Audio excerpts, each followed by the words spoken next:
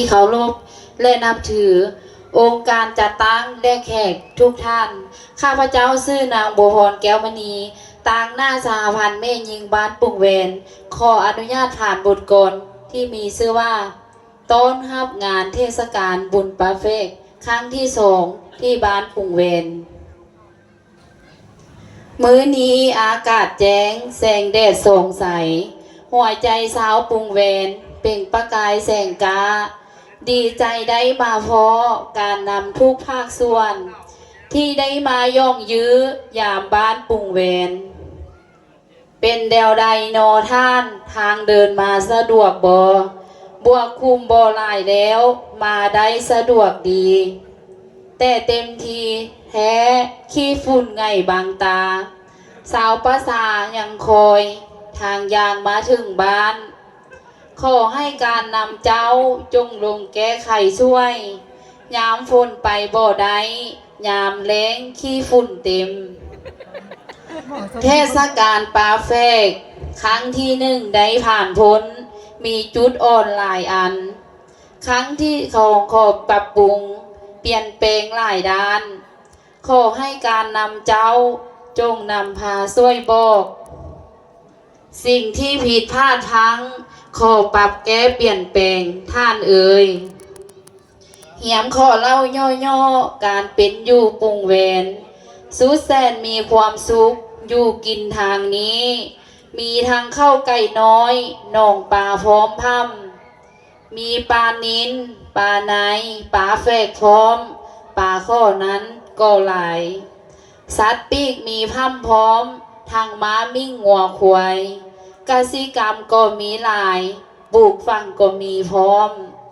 มีหอมบัวหอมป้อมผักกาดหอมซีราคาดีได้ขายส่งเป็นสินค้าเพื่อให้เสริมรายได้พัฒนาครอบครัวอีกทางได้ขายข้าวไก่น้อยหมากเผ็ดนั้นอีกน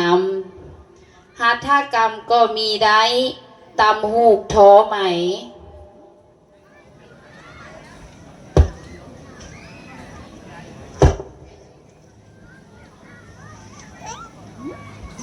มีทั้งคิดทั้งลายสีแดงดำขาวส้มขอเชิญส่วนซุมเจ้าลงมาซื้อช่วยแด่ทุกอย่างรุดผ่อนได้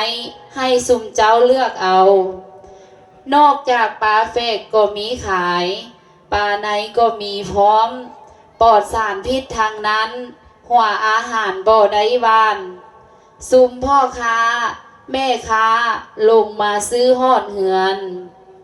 นอกจากกล่าวมานั้นยังมีอย่างหลวงหลายบ่แต่โบพันละนานับเก็บมาทุกอย่างใด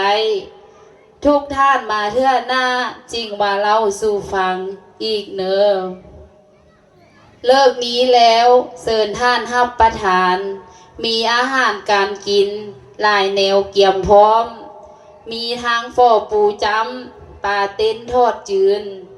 มีทั้งลามปลาบังแจ่วปลาเค็มส้มผักอีกมีทั้งข้าวไก่น้อยทั้งมันด่างสู่กินอาหารแต่งมื้อนี้เทิงโบแซบก็แต่งจากใจขออาภัยหลายๆแขกเฮาซุมเจ้าอาหารประจำบ้านมีหมกปลาและนกแอ่นกินกับข้าวไก่น้อยโจผักส้มเสิร์ฟฟอปูท่านเอ่ยทุกอย่างมีพรั่มพร้อมแต่ยังขาดทุนหอนขอท่านจงนำโครงการเข้ามาพัฒนาบ้านเพื่อให้เสริมรายได้ปรุงแวนเข้มแข็งอีกลายลือน้อยทางบ้านขอฮับเอาขอให้การนำเจ้ากสิกรรมช่วยเบิงให้บทเรียนหมู่บ้านวิธีลงเลี้ยงปล่อยปลาแน่เด้อมาฮอดตอนท้ายนี้เฮียมขอส่งพรใสขอให้การนำเฮาจงเข้มแข็งแห่งกานำพาภาษาเสือผลงานให้ลื่นเก่าสิ่งที่เหม็นเน่าหายให้หลีกเว้นห่างไกลท่านเนอขอขอบใจ